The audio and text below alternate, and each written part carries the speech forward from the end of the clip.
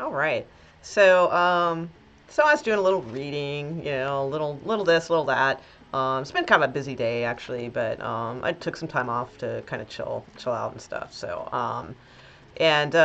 one of the videos I want to do is I don't know people I don't know why. Well, I guess I do because I smile a lot and I giggle a lot and all that. I get that.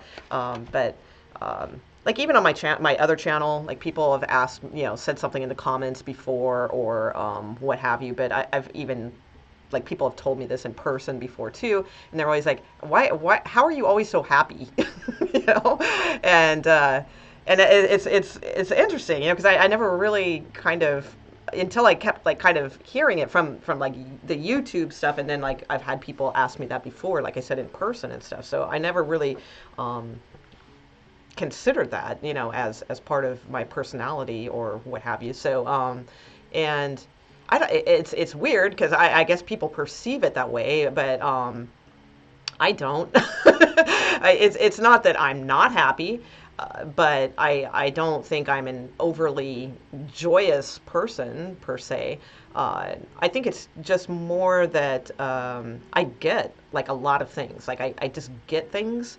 So therefore, it's like it's hard for me to lose myself in like I can do it. I can be mopey as fuck. I can be in the woe is me pity party. I can be all those things, but not long. Like I snap out of it like super quick because I recognize it. That's the thing. It's like I recognize as soon as I start, doing the woe is me thing. It's I'm getting quicker and quicker about recognizing it now, so that so that I can pinpoint it and go, oh yeah, okay, Molly, yeah, oh yeah, the whole world is out conspiring against you, and that sort of thing, and recognize it. I still do it, but again, like I'll just catch it quickly.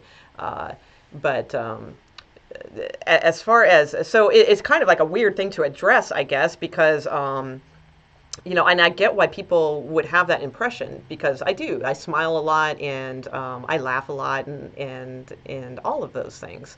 Um, but it's it's not like and I'm not saying, oh my God, my life has been so hard and all that.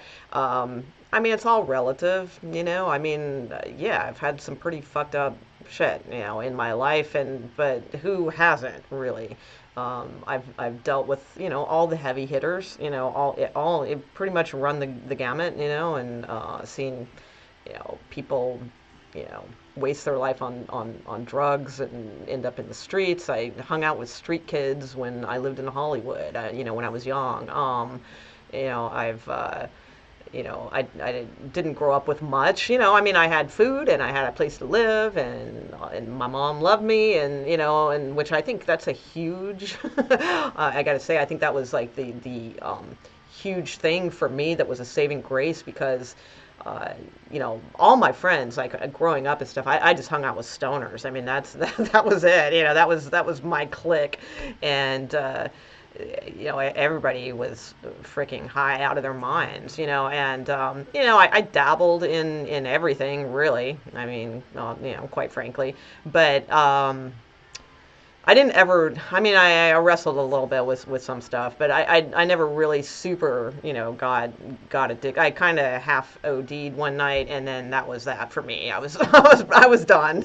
so, uh, yeah. But I think when the difference, between because I saw like a lot of my friends, downfall, and I think the what made the difference for me is the fact that it's like I knew, that my mom, that my parents basically loved me, my mom and my dad, that they loved me, and that they wouldn't want to, read about me in the paper or go have to identify my body at the morgue or, what have you.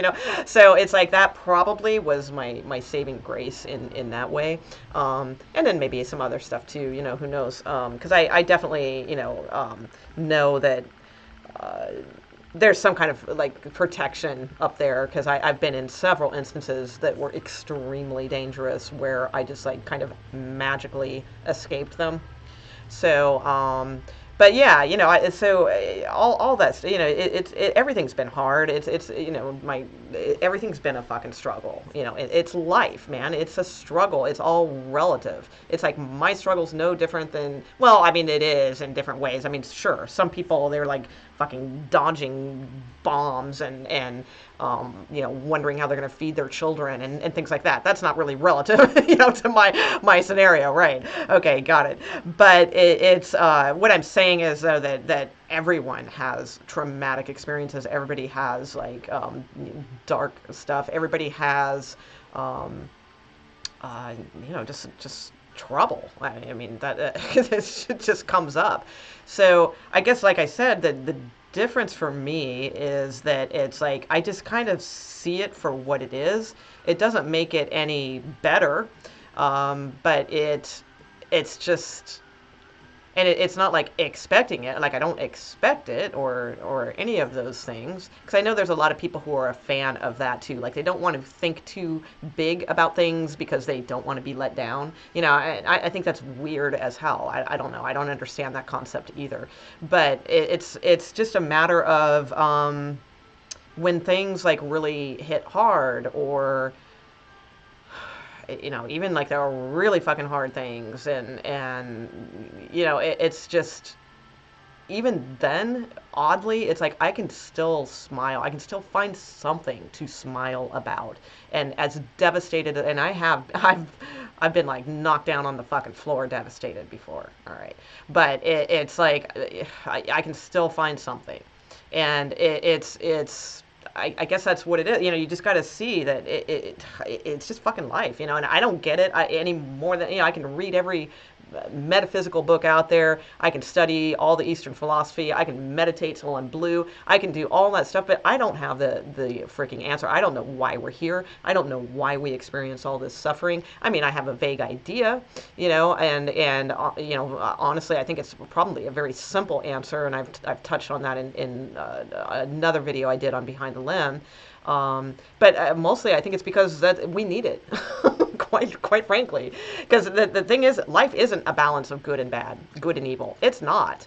Because I mean, if you really think about it, and I'm not here to depress anyone or anything like that, but if you really think about it, it's like, I think anyway, I mean, as far as my own experience, and I think, again, like a lot of us are all kind of interconnected as far as what we all go through on certain levels.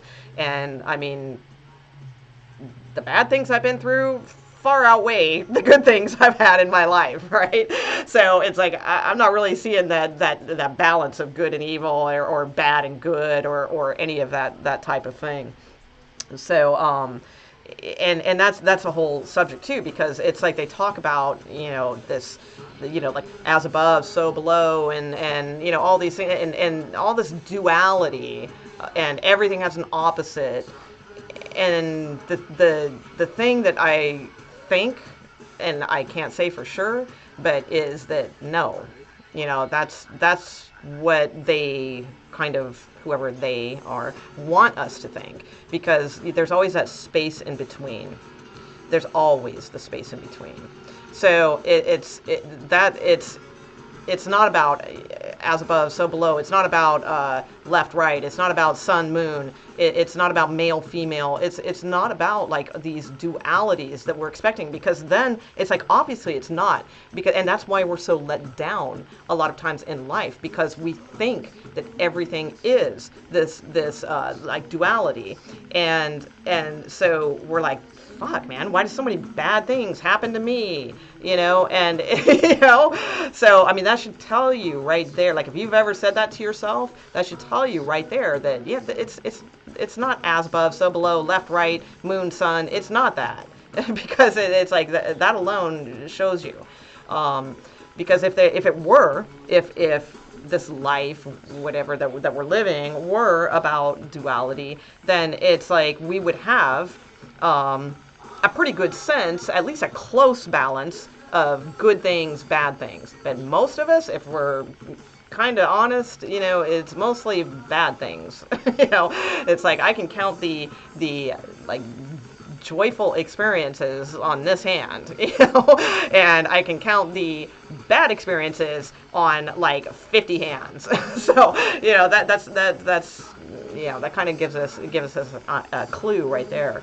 So and it's really interesting. I was looking at the Fool card earlier, and I was thinking about the World card, because the World card in tarot is the last card of the tarot deck, like when you're placing them in order of major arcanas and so forth. And it's sort of like supposed to be like the grand, the good card. It's the end of a cycle, and you've graduated it, and you're going into a new cycle, and all of that. And I typically do look at it as a positive card. But what's funny about the World card, and I don't have it in front of me, but typically the World card is portrayed in a circle. So it's still like a person, like a human being type figure usually.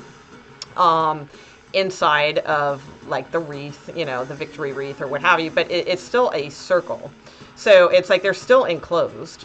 They're still not like free. So it's like, yeah, it's a good card, but depending on where you go with it or what you do with it, and then you start the wheel over again into the Fool card, which is your new start, your new journey, where you're going to make your way through all those freaking lessons again. So, but it doesn't have to be that way, but we typically make it that way. So, I just think it's really interesting. I don't even remember what the hell I first started talking about when I turned on the camera. What the hell was I talking about? Oh, happiness. That's right. Okay, and so I guess the way like I smile and stay what people perceive as happy, is just smile on the border. Sorry, hang on. Yeah. Uh-oh.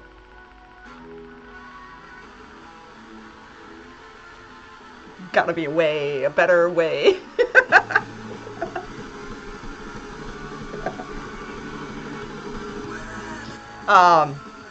Sorry. That's the reason I started this channel, quite frankly, is so I could listen to music and talk at the same time. I'm not even kidding. Because it's like, I knew if I did it on Behind the Limb, I'd get like copyright strike, and like every single video I have copyright strike, but it's like, I don't care. Alright, so, I mean, I care, but because I want them to get the credit anyway. Cool. So anyway, fuck, where was I? Happiness and all that, and yeah, how I've.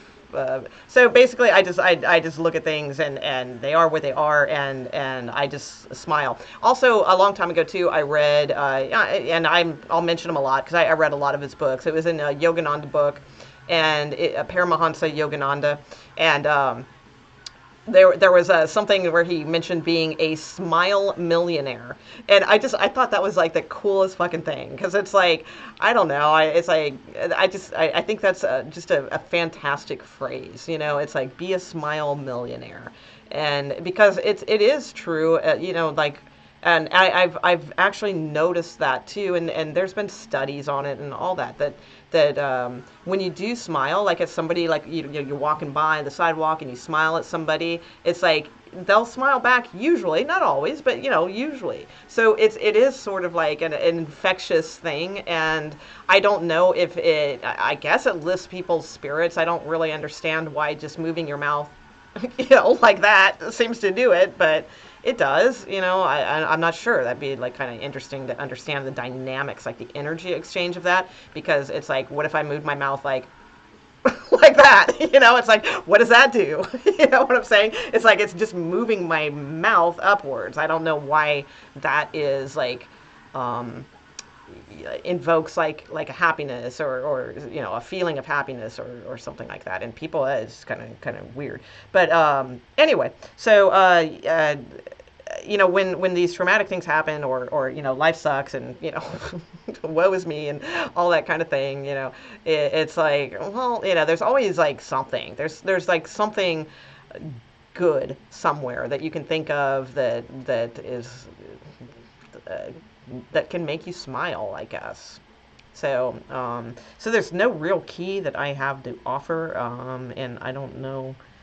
And I'm not making this video like because oh my god, I'm so awesome. I smile all the time, and well, people tell me all the time how happy I am. Yeah, it sounds like that. That's not what I'm doing. It's just I'm explaining, because people do mention it sometimes, and it's curious to me because it's one of those things where like I don't really see myself that way, and it's interesting to see how others may view you. And there might be things about your own personality that people see very clearly, or like they have this impression of you that like you might not have any idea that they see you that way. So I think that's kind of interesting. And I've always been like that. Like I don't know, like I'm really bad at at picking up like people's like cues and things like that. I've always been that way. I mean, and people would tell me that all the time. They're like, "Oh my God, it's like you didn't know this or about me," and I'm like, "No, I had no idea." Or it's like I don't know why I don't. There's only certain things like that I see about people, so it's like I don't know what it is, how to explain it. It's just weird, and I'm just rambling at this point. So who cares? So let's see. So I did want to read this a little bit. This is from Metaphysical Meditations, and it's where I opened the book to, and it happened to be The Light of Smiles, which kind of made me think of this conversation. So it's very short. I'll just read it. Let's see. It says, "I will light the match of smiles. My gloom veil will disappear. I shall behold my soul in the light of my smiles, hidden behind the accumulated darkness of ages. When I find myself, I shall race through all hearts with the torch of my soul smiles." Nice.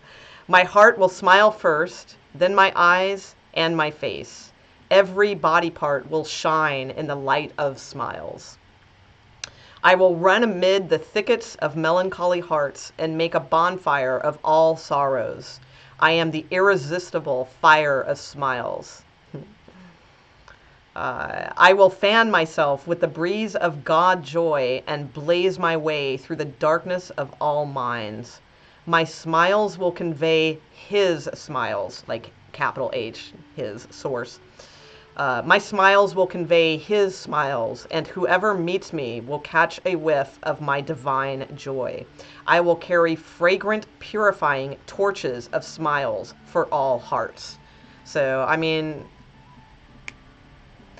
that's just stunning. I really, I gotta say, I mean, he's one of my favorite authors, and it's like I'm not like trying to like say, oh, go read all his books and like subtly tell people to read, Yogananda or anything like that. If you find him, you find him, and that's the way I see it. But he's literally he's just one of my favorite authors because not only is the information like deep and profound, but he's just a damn good writer. I mean, it's like that's beautiful to me. I mean, that's poetry, It's just amazing, So yeah, so that was a really cool passage. So yeah, I mean, there's lots of good things that come apparently from smiles. Who knew? And I find too it just like cheers people up a lot of times, and especially I did want to mention this too, especially like elderly and so like when I go to the grocery store here a lot in town. And there's a lot of like elderly people that live here, and there's always like this like little bench that's inside the grocery store, and there's like every single time there's always either like a little old lady or a little old man sitting there, and probably everybody else out doing their shopping or something, and they're just kind of sitting and resting, and it's like I always freaking make it a point to smile, make eye contact or something, because it's like, and my mom brought this up a long time ago, and now my mom's older too. I mean, she's I don't know what like 75, 76, something like that.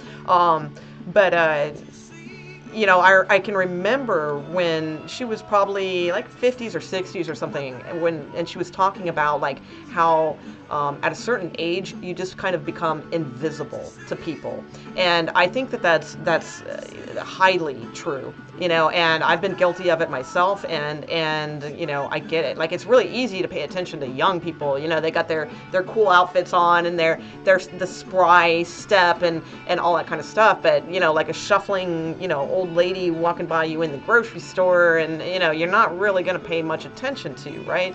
But it's like, if anyone needs paid attention to, it's them. It's like the just acknowledging someone. It's anyone really. I mean, kids, that's easy. It's like, I mean, that just comes natural. Or you see a cute kid, or even like a not kid, or a bratty kid, or a good behaved kid, whatever. You just smile because it's a kid. It's like, it's easy.